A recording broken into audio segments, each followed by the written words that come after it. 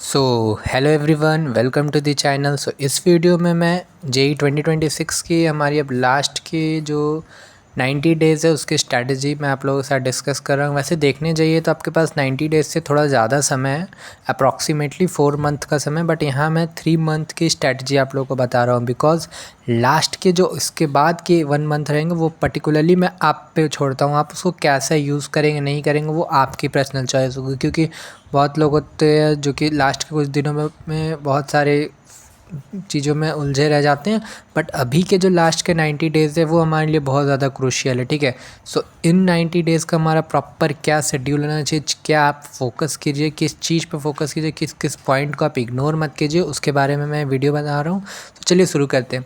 सो हमारा जो टारगेट क्या रहने वाला, हमारा टारगेट रहने वाला जनवरी अटैम्प्ट में 99 परसेंटाइल। आप ये भूल जाइए कि अप्रैल नाम का कोई अटैम्प्ट होता भी है। मान के चलिए कि आपके पास एक ही अटैम्प्ट है, वो है जनवरी अटैम्प्ट।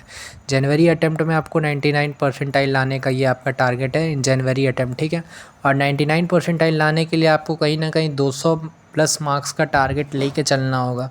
ये +5 -5 हो सकता है, बट अप्रॉक्सीमेटली आपको ये टारगेट लेके चलना होगा बिकॉज अगर आप इतना टारगेट नहीं लेके जाएंगे तो आपको दिक्कत होगा, क्योंकि जो कंपटीशन हमारा दिन पे दिन बढ़ते जा रहा है उस तरीके से ये मार्क्स आपको देखने को मिलेंगे 99 परसेंटाइल के लिए। सो बात करते हैं हमारा 99 परसेंटाइल लाने के लिए आप लोगों को बहुत कुछ ऐसा चीज़ है जो आप लोग को नहीं करना और बहुत कुछ ऐसा चीज़ है जो आप लोगों को करना ही करना है। लाइक देखिए, तो चलिए इस पे बात करते हैं आगे फर्दर। सबसे पहले आपको क्या करना होगा, सबसे पहले आप उन चैप्टर्स को कंप्लीट कीजिए जो कि इजी है और मॉडरेट है। ठीक है, यहाँ पे इजी के साथ एक चीज़ और ऐड करना चाहूँगा which is moderate. Easy and moderate chapters को आप पहले कंप्लीट कीजिए, तीनों सब्जेक्ट का, चाहे फिजिक्स रहे, केमिस्ट्री रहे एंड मैथ्स रहे। फिजिक्स, केमिस्ट्री एंड मैथ्स, इन सब के जो इजी और मॉडरेट चैप्टर्स हैं ना, सबसे पहले आप उनको कंप्लीट कीजिए। अगर आपने उनको कंप्लीट कर लिया है वेल एंड गुड, अगर नहीं किया है तो आप उनको कीजिए। अब बात रहा है कि आपको कैसे पता चलेगा कि कौन से चैप्टर्स इजी है, मॉडरेट है, टफ़ है, तीनों सब्जेक्ट में। सो इस पे भी पर्टिकुलरली मैं तीनों पे वीडियोस बना चुका हूँ, तीनों सब्जेक्ट पे। अगर आपने वो वीडियोस नहीं देखा है तो कोई बात नहीं, मैं इसी वीडियोस के डिस्क्रिप्शन में उन सारे वीडियोस का लिंक डाल दूंगा, या मैं एक काम करूँगा उन तीनों वीडियोस का प्लेलिस्ट का ही लिंक मैं डाल दूंगा। ठीक है, सो आप वहाँ पे जाके देख सकते हैं कि आपको क्या वेटेज है, कैसा है, नहीं है। सो आप अपने अकॉर्डिंग समझ सकते हैं कि क्या है और उस तरीके से फिर आप कंप्लीट कर सकते हैं। ठीक है, सो फर्स्टली आप इस चीज़ पे फोकस कीजिएगा। आपको पहले इजी और मॉडरेट चैप्टर को तो बिल्कुल नहीं छोड़ना है।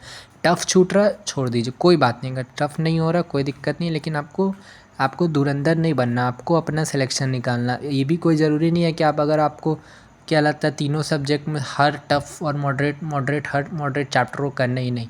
आपको ये प्लान लेके चलना है कि आपको भैया कैसे भी करके 99 परसेंटाइल लेके आना है जनवरी अटेम्प्ट में, दैट्स इट। अब वो आप, हो सकता है किन्हीं का मैथ्स स्ट्रॉन्ग ना हो, आप फिजिक्स और केमिस्ट्री में उठाने की कोशिश कीजिए मार्क्स।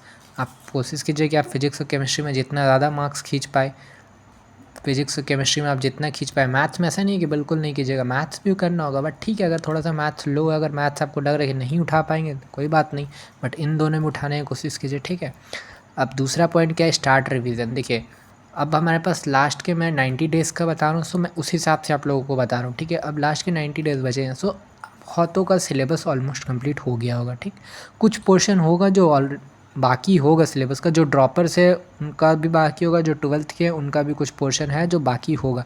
सो जितना सिलेबस कंप्लीट हुआ, मैं ये नहीं बोल रहा हूँ कि 100% सिलेबस कंप्लीट हो गया होगा, 100% अभी नहीं कंप्लीट हुआ होगा, बट जितना भी सिलेबस आपका कंप्लीट हुआ है उसको आप रिवाइज़ करना स्टार्ट कर दीजिए। क्योंकि अब आप ये सोचिए कि अभी मैं ठीक है पढ़ रहा हूँ, पूरा सिलेबस जब तक कंप्लीट नहीं होगा तब तक मैं रिवाइज़ नहीं करूँगा तो आपको बहुत दिक्कत होगी, क्योंकि लास्ट में आपके पास बहुत सारा नोट्स का बंडल बन जाएगा और समय नहीं रहेगा। सो इसलिए अभी से रिवीजन स्टार्ट कर दीजिए, जितना जल्दी आप रिवीजन स्टार्ट कीजिएगा उतना ज़्यादा अच्छा रहेगा। ठीक है, सो आप अपने नोट्स, जो भी आपके नोट्स है उससे आप रिवीजन स्टार्ट कर दीजिए, ये बहुत ज़्यादा हेल्पफुल रहेगा आपके लिए। अब बात करते हैं नेक्स्ट पॉइंट, जो कि है मॉक टेस्ट। लास्ट के 90 डेज़ में ना आप मॉक टेस्ट देने से मत चूकिएगा। मॉक टेस्ट आप दीजिए, वीक में आप टारगेट रखिए कि वीक में आप 2 मॉक टेस्ट दीजिएगा। ठीक है, अभी फ़िलहाल 2 मॉक टेस्ट का टारगेट रखिए, जैसे जैसे दिन सामने आते जाएगा आप मॉक टेस्ट की संख्या बढ़ाते जाइएगा। ठीक है, क्योंकि अभी इसलिए दो मॉक टेस्ट बोल रहा हूँ क्योंकि अभी आपके सारे सब्जेक्ट के सारे चैप्टर्स कंप्लीट नहीं हुए होंगे इसलिए। सो 2 मॉक टेस्ट दीजिए, एक मान लीजिए आप संडे को दे दीजिए और एक फिर आप बीच में कोई अल्टरनेट डेज़ अपने अकॉर्डिंग देख के आप दे दीजिए, वेडनेसडे दे दीजिए, ठीक है। सो आप मॉक टेस्ट दीजिए जिससे, और फिर उसका एनालाइज़ कीजिए कि आप कहाँ, आपको जितना आता था, आपने जितना सिलेबस कंप्लीट किया था उसमें से कहाँ क्या गड़बड़ किया आपने। सो उस तरीके से आप अपना रिवीजन को और अच्छा कर पाइएगा, ठीक है। अब बात करते हैं नेक्स्ट पॉइंट। यहाँ पे क्या है, यहाँ पे देखिए मैंने यहाँ पे ये 3 चीज़ें जो लिखा, part 1, part 2, part 3 concept use. अब देखिए फिजिक्स, केमिस्ट्री, मैथ्स, इन तीनों के लिए ना आप पार्ट 1, पार्ट 2, पार्ट 3 कॉन्सेप्ट लगाइए। लाइक इसका मतलब क्या है मैं वो समझाता हूँ। पार्ट 1 मतलब सबसे पहले आप उन चैप्टर्स को कंप्लीट कीजिए जो कि इजी है, आपको इजी लगे, ठीक है, और इजी भी है, दोनों है। कुछ ऐसे चैप्टर्स हैं जो इजी होंगे बट आपको इजी नहीं लगेंगे, तो आप वैसे चैप्टर्स कीजिए जो आपको इजी लगे और सच में इजी भी है और जिसका वेटेज भी है, ठीक है। सबसे फर्स्ट में आप इसको कीजिए, पार्ट 1। पार्ट 1 आपका एकदम ऐसा चेकलिस्ट है जो कि आपका कंप्लीट होना ही चाहिए, मस्ट है, ये मस्ट डू वाले सेक्टर है, ठीक है। फिर आप आइए पार्ट 2 में। पार्ट 2 में आप ट्राई कीजिए करने का, आप छोड़िए मत, ट्राई कीजिए पार्ट 2 करने का, जिसमें कि आपको मान लीजिए कुछ ऐसे चैप्टर्स है जो आपको आते हैं बट थोड़े टफ है, आप उन सब चैप्टर्स को पार्ट 2 में कीजिए जो मॉडरेट लेवल के, ठीक है, जो ईजी तो नहीं है बट हाँ मॉडरेट है, तो आप इसको कर सकते हैं, ठीक है, मॉडरेट लेवल के, ठीक है। अब बात करते हैं पार्ट 3। पार्ट 3 का मतलब होता है वो टफ़ क्वेश्चंस जो कि टफ़ है, सच में टफ़ है। उनको करने के लिए आपको क्या करना होगा, आप अगर आपके पास समय है आप उनको कीजिए, अगर नहीं समय है स्किप देम, ठीक है। उस पर ज़्यादा माथापुची नहीं करने का है। अपना मेन टारगेट 99 परसेंटाइल है, आपने को सारे सब्जेक्ट में फुल मार्क्स लाने का स्कोर नहीं बनाना है। जिसको स्कोर बनाना रहता है वो फर्स्ट डे से बहुत अच्छा से मेहनत करता है, ठीक है। अब बात करते हैं नेक्स्ट पॉइंट, वो है मेक शॉर्ट नोट्स। अब आप शॉर्ट नोट्स बनाना भी स्टार्ट कीजिए। आपके इंस्टीट्यूट, आपके कोचिंग, आपने जहाँ से पढ़े होंगे उन्होंने ऑलरेडी आपको शॉर्ट नोट्स दिए होंगे, बट मैं प्रेफर ये करूँगा कि आप अपने खुद के ओन शॉर्ट नोट्स बनाइए, own short notes, own notes, ठीक है। और ओन शॉर्ट नोट्स जो है वो आप अपने खुद के बनाइए, क्योंकि वो आप कौन चैप्टर पढ़ के रिवीजन करते टाइम जब आप रिवाइज कीजिएगा ना, उस टाइम आप ये शॉर्ट नोट्स बनाइएगा। सो रिवीजन का भी जो क्रक्स निकलेगा वो आपके शॉर्ट नोट्स में आ जाएगा, ठीक है। यह सब आपको लिए बहुत हेल्पफुल रहेगा ये सब। नेक्स्ट है PYQ बेस कॉन्सेप्ट। हाँ, PYQ तो लगाइए बट साथ में मैंने यहाँ पे लिखा PYQ बेस कॉन्सेप्ट। मतलब क्या है इसका, आप जब रिवीजन करते हैं ना तो कुछ कुछ सिली ऐसा पॉइंट या ऐसा कॉन्सेप्ट जो आपसे चूक जाता है, आप नहीं ध्यान दे पाते उन सब चीज़ों में और वो आप मिस कर देते हैं। बट जब आप उन PYQ को आप जब एनालाइज़ करते हैं ना, PYQ को जब एनालाइज़ आप करते हैं तो वहाँ पे आपको बहुत सारे कुछ ऐसे कॉन्सेप्ट देखने को मिल जाते हैं PYQ क्वेश्चन से जो कि आपने पहले रिवाइज़ नहीं किए हैं। सो आप उन सारे कॉन्सेप्ट को रिवाइज़ कीजिए, ठीक है, PYQ बेस में। अब बात करते हैं नेक्स्ट पॉइंट है डोंट पैनिक। लास्ट के टाइम में अब आप पैनिक मत होइए, आपके पास है समय, आपके पास मान के मैं चल रहा हूँ, चलिए मैं यहाँ पे 90 डेज़ का बता रहा हूँ तो मैं 90 डेज़ ही मान के चल रहा हूँ, बट इसके बाद भी आपके पास अप्रॉक्सीमेटली 50 to 20 डेज़ आपको इसके बाद भी मिलेंगे, ठीक है। सो आपके पास इतना समय है, आप पैनिक मत होइए, आप आराम से करते चलिए, किसी का सुनने का ज़रूरत नहीं है, अपना काम पे फोकस रख के चलते जाने का है, ठीक है। कहावत तो सुने ही होंगे, हाथी चले एक कुत्ता भौंके हज़ार वाला, ठीक है। सो शांति से अपना काम करते रहने का है। नेक्स्ट है be focus to your target. अपना जो भी आपका पर डे का टारगेट बनाइए कि आज मैंने ये चैप्टर कंप्लीट करना है, या इतना PYQ इस पर्टिकुलर चैप्टर कंप्लीट करना, और उस टारगेट को फुलफ़िल कीजिए, दैट्स इट।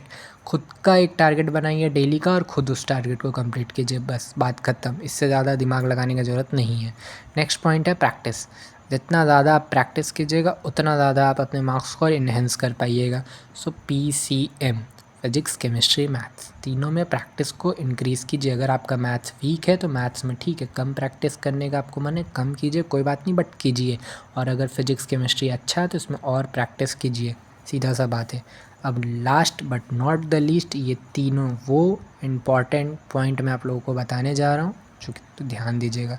तीनों ही सब्जेक्ट आपको लेके चलने हैं लास्ट के दिनों में। आप किसी भी एक सब्जेक्ट को स्किप मत कीजिएगा। आप ये मत कीजिएगा कि फ़िज़िक्स छोड़ देता हूँ, केमिस्ट्री और मैथ कर लेता हूँ, केमिस्ट्री छोड़ देता हूँ, मैथ्स और फिजिक्स कर लेता हूँ, मैथ्स से छोड़ देता हूँ, फिजिक्स और केमिस्ट्री सिर्फ कर लेता हूँ। ये बेवकूफ़ी मत कीजिएगा।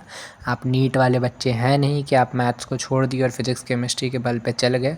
आप PCM वाले बच्चे, सो ध्यान दीजिएगा, इन तीनों को पर्टिकुलरली समय देते हुए करिएगा।